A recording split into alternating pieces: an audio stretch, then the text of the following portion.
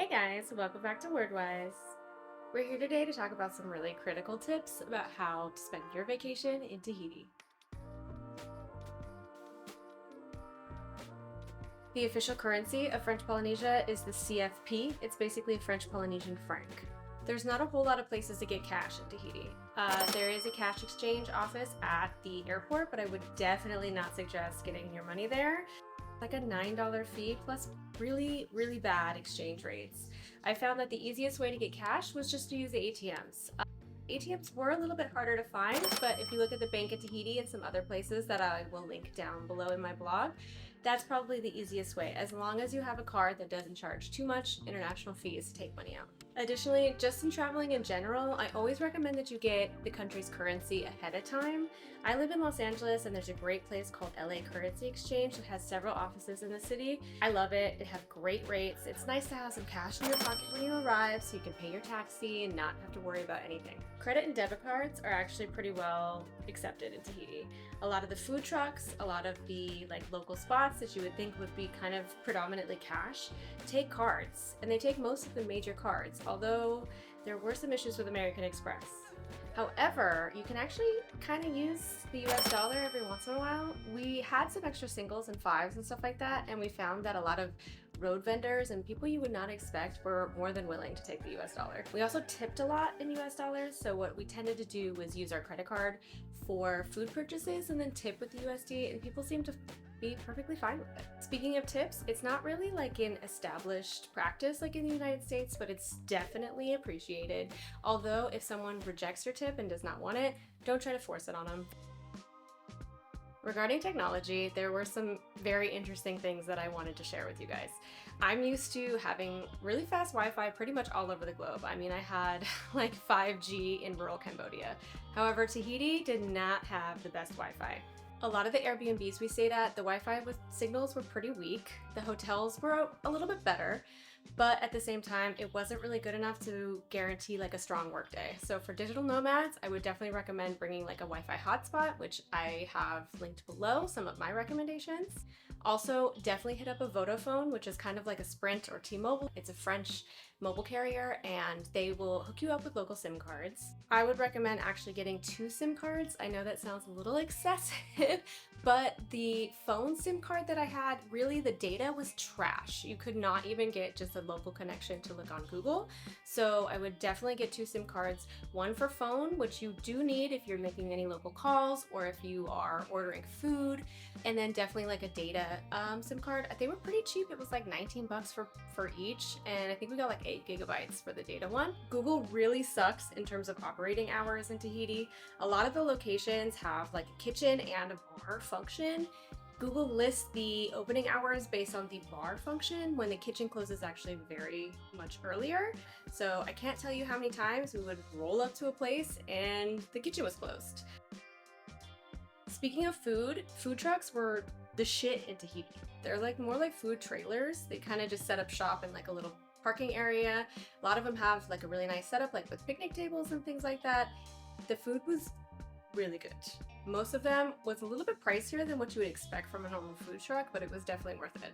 And they actually took cards most of the time. I think all of the ones that we went to took credit cards, so that was helpful. There's actually not a lot of places that really stayed open quite late. I'm kind of a night owl, so I tend to eat a lot later, especially when you have like a long day at the beach and then you get home, do some work, then go out to eat. It was a little bit difficult. Interestingly, away from the bigger city, the places tended to be open a little bit later. In Papeete itself, it was really hard finding late night food. Most of the places closed pretty early, and then the only places that were open were like the really crappy touristy places. There's actually a pretty good food delivery service that we found through one of our Airbnb hosts. It's kind of like an Uber Eats situation. It's actually called Food Ease. Leave in a link down below in my blog. You can get it through the App Store. Really easy to use. You did need like a local telephone number, so that's where that second SIM card comes in handy. Pretty decent food options. They came pretty fast. Just be prepared to speak some French or to be able to use your Google Translate. That was definitely a key moment for our food delivery services. But we got some like poke bowls, we got some sushi one time. Anytime we would just be hitting the beach for a long day and didn't feel like going out, it was a great way to get some food. In terms of things to bring, I would definitely bring your own scuba mask if you're interested in doing some snorkeling and stuff like that. A lot of the Airbnbs and hotels will have masks and fins and things for you, but we found that they were pretty crappy. Things would either break, they'd get into your, water into your eyes. It was just really not good quality masks. So if you're really into doing like snorkeling, I would definitely bring your own mask. I know that sounds a little ridiculous, but you gotta do what you gotta do. Also, a lot of the areas and a lot of the beaches are really like lagoons with a ton of coral reefs around, so definitely try to bring coral reef friendly sunscreen. I know that can be kind of difficult to find. I have a favorite. It's actually called Black Pearl sunscreen. It's a really good one that absorbs really nicely. I love it because it doesn't get really sticky or leave white cast. I have a link below. Ulta's got some really good deals on it. Vegan, reef safe, good to go. Getting a rental car in Tahiti is completely worth it. I know it's kind of a big expense, but it's also really difficult to get around the island without one. There is public transportation. There are like buses that kind of go from place to place. There's also like these open air truck things that I think they call like literally like le truck, very much like a songtha in Thailand, if you've ever been to Thailand. So those were an option, but we really didn't see all that many when we were driving around. I think we only saw like one, so I would not really count on that as your primary mode of transportation, which I did in Thailand, but I would definitely not do in Tahiti. Rental car is definitely worth it. It's actually kind of easy to do a lot of activities for free in Tahiti. There's a ton of cool beaches that you can just roll up and hang out for the day for free. There's a lot of beautiful parks, interesting things on the side of the road to check out, and actually there's a really good number of awesome hikes in the area. All Trails was a great way to find some super epic hikes. We found this one hike up this crazy mountain. It was a little intense. I definitely, struggled on the way up, but the views were sick. Definitely worth it. We found actually a couple hikes on All Trails that were pretty fun. And of course, hikes are free. Make sure you get your international driver's license.